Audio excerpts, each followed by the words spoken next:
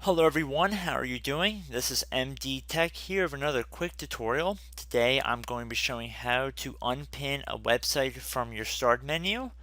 So this is a direct follow-up to my previous video where I showed how to pin a website to your start menu as a shortcut to opening up any link. However, if for some reason you want to remove it, so we have to open up our start menu.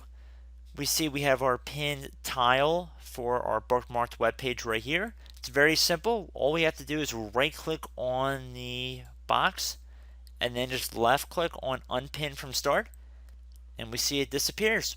So very simple. You can close out of your start menu at this point. So I hope this tutorial helped you guys out, and I will see you in the next video. Goodbye.